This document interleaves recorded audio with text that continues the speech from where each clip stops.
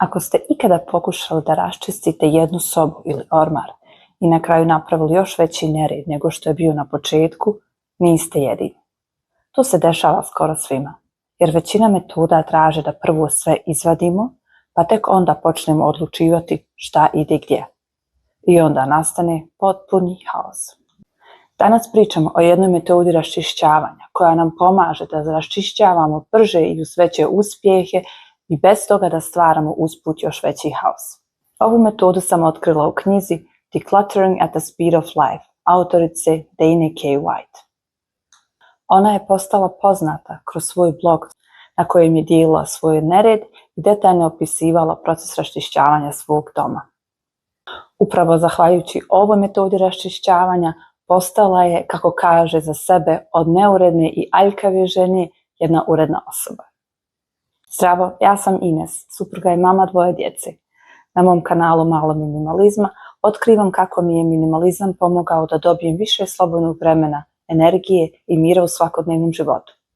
Ako te zanima raščišćavanje, minimalizam i sporiji smireni život, pretplati se na kanal i pridruži našoj maloj pozitivnoj zajednici.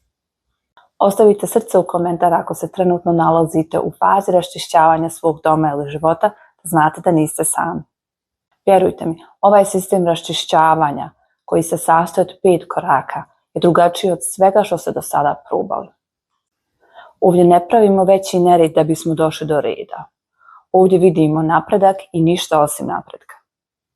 I ono što mi se posebno sviđa je što ovu metodu raščišćavanja možete raditi čak i ako imate samo 5 minuta slobodnog vremena.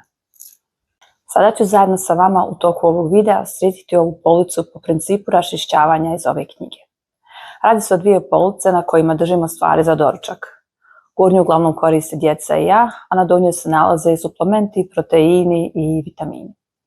Organizirali smo ih tako da djeci bude jednostavno na dohvat ruke da sami uzmaju musle i pahuljice, jer nam je njihova samostalnost jako važna.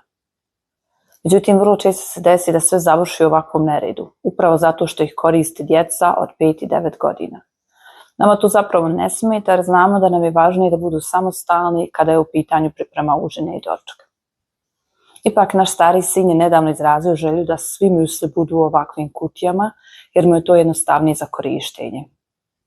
Iskreno, nisam bila oduševljena idejom da imam plastiku u kuhinji, ali mi je dao stvarno dobre argumente. A i riječ je o hrani koja se brzo troši i ne stoji dugo u kutijama. Zato sam na kraju odlučila kupiti ovih nekoliko novih kutija u Ikei i zamijeniti ih. Pa ćemo to zajedno uraditi na kraju ovog videa kad već zajedno prolazimo kroz cijeli proces. Hajde da krenemo od početka. Prije nego što počnemo, trebaju vam samo 3 stvari. Prva je crna vreća za smeće. I to baš crna, ne prozirna. Razlog je vrlo jednostavan.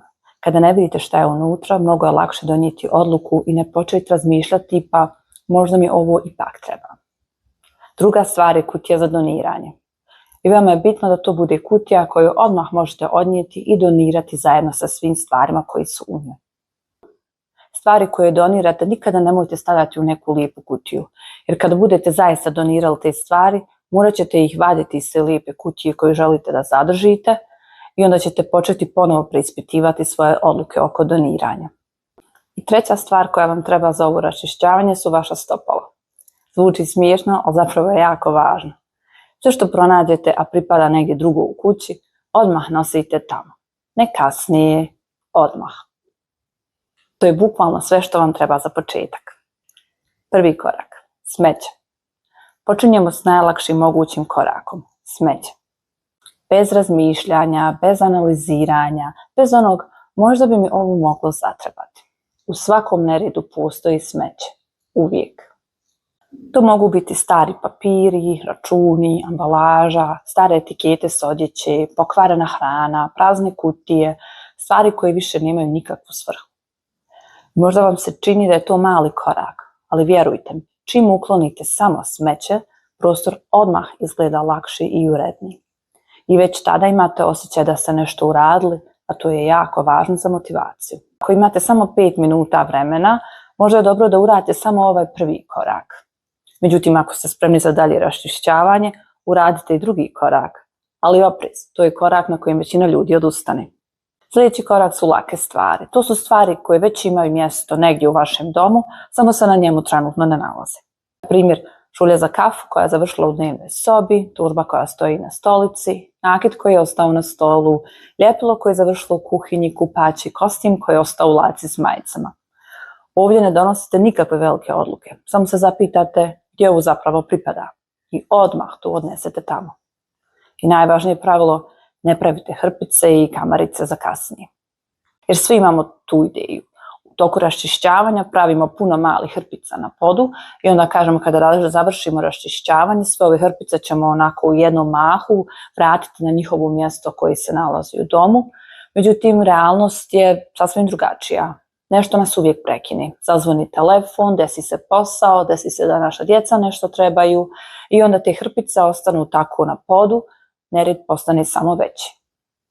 Zato odmah nosite stvari gdje im je mjesto. Ovdje većina ljudi odustane, ali nemojte, ovdje stvari postanu zaista lakše. Treći korak. Očiti višak. Ovo je korak koji mi je bio najzanimljiviji kada sam prvi put čula za ovu metodu. Tražite stvari kod kojih pomislite, pa zašto ja ovo uopšte i imam? To su stvari koje niste koristili godinama, stvari koje ste možda dobili za poklon, a niste ih zapravo ni htjeli, ili stvari koje držite samo iz navike, a ne znate ni zašto vam trebaju. Cilj raščišćavanja nije da sve organizujemo. Cilj je da trajno izbacimo sve ono što nam ne koristi i sve ono što ne trebamo. Organizacija je nešto sasvim drugo. Organizacija dolazi tek nakon raščišćavanja. Dolazimo do dijela koji će vam vjerovatno promijeniti način razmišljanja. I to je veoma važno. Nemojte čekati savršeni trenutak. Ne treba vam slobodna sedmica, ne treba vam slobodan dan na poslu da biste raščistili, ne treba vam mjesec bez obaveza. Možete napraviti stvarni napredak za samo 5 minuta. I to je ono što ovu metodu čini tako moćnom, što je realna i veoma uspješna za svakodnevni život. Četvrti korak. 2 pitanja za raščišćavanje. Ako dođete do stvari za kojih niste sigurni, postoje 2 ključna pitanja kojih trebate upitati. Prvo pitanje. Ako bi mi ovo trebalo, gdje bih to prvo tražila? Ako pronađete u toku raščišćavanja neku stvar za koju znate da nema neko fiksno mjesto u vašem domu, napravite ovaj mali trik. Zamislite da izgubite tu stvar i da trebate pomisliti gdje je ta stvar, gdje ću prvo da je tražim. Upravo je to mjesto koje treba da bude fiksno mjesto na kojem će se ta stvar uvijek držati u vašem domu. I čim imate odgovor, odmah uzmite tu stvar i odnesite je na to mjesto. Možda ne djeluje efikasno jer imate osjećaj da stalno hodate po kući, ali upravo to sprečava stvaranje novih hrpa i dodatnog nereda. Ako na ovo nemate odgovor, što se veoma često dešava, odmah sebi postavite ovo drugo pitanje. Ako bi mi ova stvar zatrebala, da li bi se uopšte sjetila da je već imam u svom domu?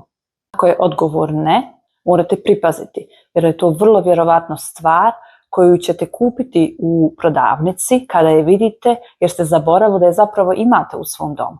Ponekad je mnogo vrijednije imati čist, miran i uredan dom nego konstantno čuvati nešto čega se ni ne sjećate. 5. korak. Sve stvari moraju moći stati u kontejner, odnosno prostor ili kutiju koju trenutno imate. Ako imate osjećaj da jednostavno nema dovoljno prostora u vašem stanu, ovaj korak je ključan. Dana K. White je stvorila koncept kontejnera na našem jeziku kutije. Polica koju imam je jedan veliki spremnik, kontejner ili kutija. Moj ormar je jedan spremnik, moj dom je jedan spremnik. I pointa nije da pronađete još više kutija i još više mjesta za stvari, nego da dopustite da prostor koji imate odluči koliko stvari možete zadržati. Drugim riječima, ako nešto nestane u taj prostor, mora ići. Ovo je korak koji većina ljudi preskoči, a zapravo je ključan. Pisanje. Ovdje radite jednu stvar. Stavljate slične stvari zajedno. Bez emocija, bez velikih odluka, samo stavljate slično sa sličnim. Grupisanje vas tjera da dodirnete sve, a kada svaku stvar dodirnete, ponovo procjenjujete koliko je ta stvar vrijedna u odnosu na ostalo. Sve dok može stati u kontejner, možete tu stvar zadržati. Sve što je višak mora ići. U mom slučaju, kontejner su ove dvije police na kojima se na gornjoj polici nalaze müsli, a na drugoj proteini i suplementi. A kada to uradite, prirodno počnete primjećivati šta vam je zaista važno, a šta je samo zapravo višak. Kada vidite sve na jednom mjestu, postaje mnogo lakše odlučiti šta zapravo trebamo zadržati. I sve se na kraju svodi na ovih 5 koraka. Prvi korak, bacanje smeća. Drugi korak, odvajanje lakih stvari. Treći korak, višak i nered. Četvrti korak, postavite 2 pitanja. I 5. korak, sve mora stati i grupisanje sličnih stvari. Možete ih primijeniti na jednu ladicu, jednu policu, jednu sobu ili cijeli dom. I najbolji dio, sa svakim korakom napredujete. Bez stvaranja većeg nereda, bez stresa, bez perfekcionizma. Ako probate samo jedan od ovih koraka danas, već ćete vidjeti razliku. Nadam se da sam te motivisala za malo raščišćavanja. Molim vas da mi napišete u komentaru da li želite da objavim jedan realni video dužeg trajanja u kojima ćemo zajedno raščistiti neku ladicu ili neki ormar. Hvala vam od srca na predivnoj podršci. Kanal Malo minimalizma smo moj suprug i ja napravili prije tačno 2 mjeseca. Trenutno ima preko 1300 pretplatnika i preko 4000 sati gledanja, što je za mene apsolutno nevjerovatno i što definitivno nisam očekivala. Ovi brojevi me raduju, ali ima nešto na što sam posebno ponosna. Ponosna sam na našu pozitivnu zajednicu, na način koji se ovdje međusobno podržavamo. Tu i tamo se desi neki negativni komentar, ali ga vi svi tako hladno iskulirate, odgovorite sa nekim poštovanjem, namislite svoju krunu i krenete dalje. Nema nikakvog svađanja u komentarima ili negativi. I u svijetu koji je tako brz i veoma često negativan, mi smo sebi ovdje na Malo minimalizma počeli stvarati neki svoj pozitivni kosmos. Najljepše mi je vidjeti kako se vi međusobno dopisujete u komentarima, jedni drugi obhrabrujete i dijelite svoje iskustva u raščišćavanju jer znate da ćete time motivisati nekoga drugog da krene isto. Vaša podrška i riječi mi znače veoma puno. Hvala vam na gledanju i vidimo se u sljedećem videu.